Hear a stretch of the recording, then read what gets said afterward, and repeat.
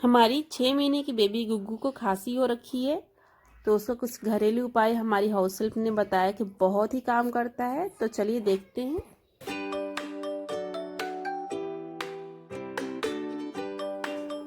इसको सीज का या सेज का पत्ता बोलते हैं, जो कि बहुत ही कॉमनली अवेलेबल होता है। जैसे कि फोटो में देख सकते हैं, इसमें कांटे भी लगे होते हैं। इसको ऐसे तवा पे सेकना है, 1-2 मिनट में ही अच्छे से सीख जाएगा और ऐसा दिखेगा।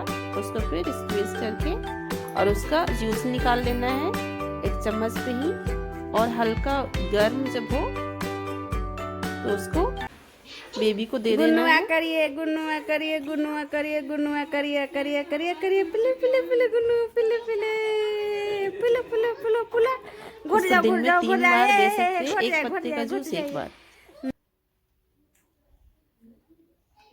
इसका टेस्ट थोड़ा शायद अच्छा नहीं हो, बट बच्चे पी लेते हैं।